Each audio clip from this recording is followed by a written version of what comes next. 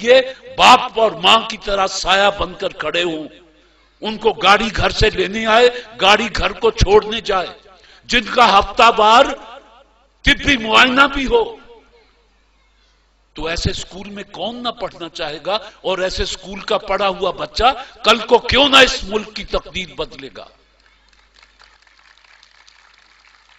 لیاقت علی چٹھا صاحب، میں آپ کو بتاؤں کہ یہ ہماری خامیاں کیا ہیں۔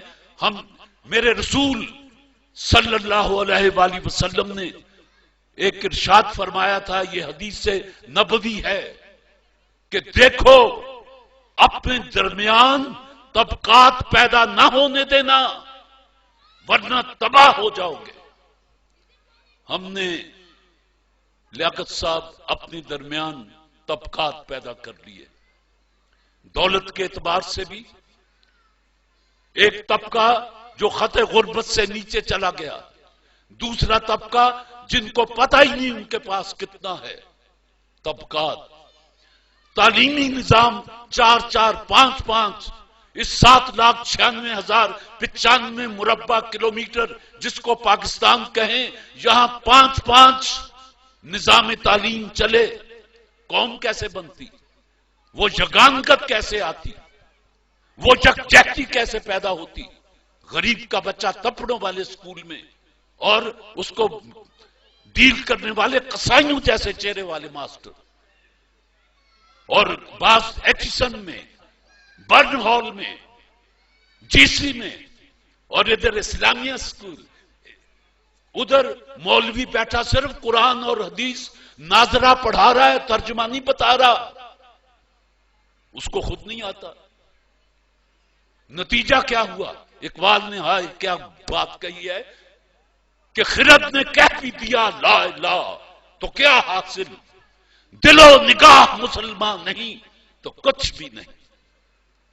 یہ زبان سے لا الہ کہہ دینا، اقبال کہتا ہے کچھ نہیں، دل و نگاہ مسلمان نہیں تو کچھ بھی نہیں۔ تو جن کو پتہ ہی نہیں وہ کیا پڑھ رہے ہیں، تو اس سے زیادہ قرآن کی بے حرمتی آپ اور کیا کر سکتے ہیں کہ 5 وقت پڑھتے ہیں، کوئی پوچھے کیا پڑھ کے آیا ہے، آپ کہیں کہ یار قرآن پڑھ کے آیا ہوں۔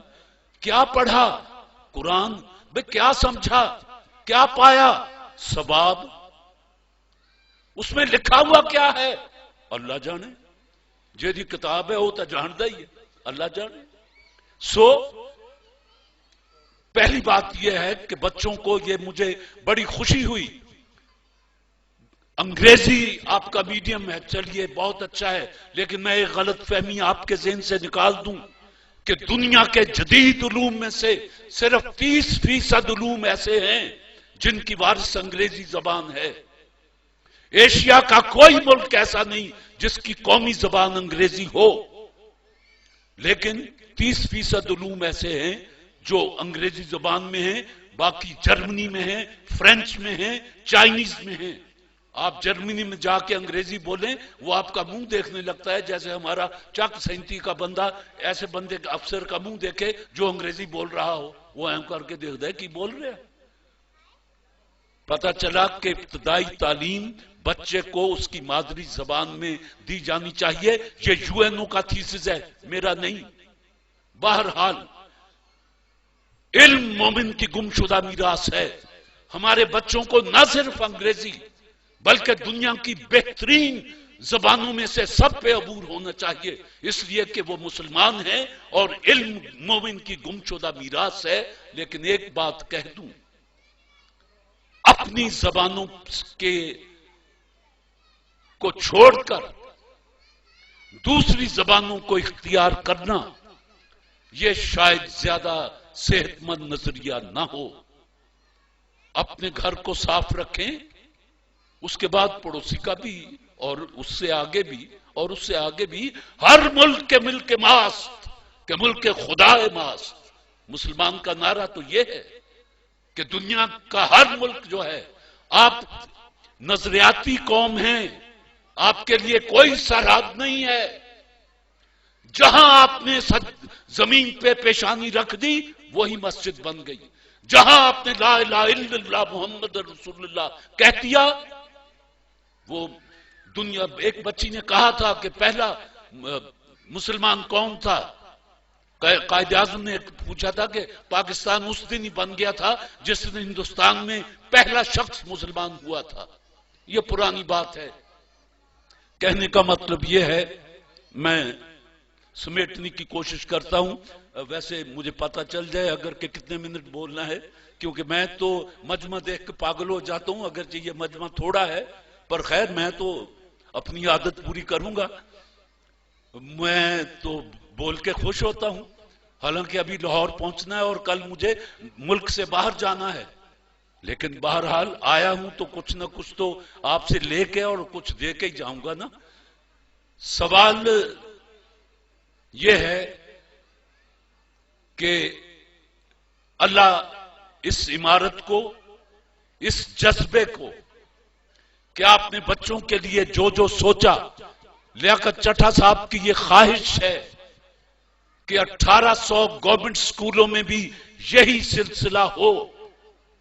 چٹھا صاحب جو قوم اپنی تعلیم پر جی ڈی پی کا صرف کہنے کو 4% اور عملی طور پر 2% خرچ کرتی ہو، آپ اس قوم سے کیا توقع رکھ سکتے ہیں کہ وہ اس طرح کے سکول کھولے گی؟ وہاں تو پینے کا صاف پانی نہیں ہے بچوں کے لیے، اور جہاں منرل واٹر دیا جاتا ہے وہاں پتہ ہی نہیں بچے کو مرگی ہے، ہیضہ ہے، کیا کیا ہے. جہاں ہر ہفتے اس کا ٹیسٹ لیا جاتا ہے میڈیکلی کہ بچے کو کوئی بیماری تو نہیں پکڑ رہی.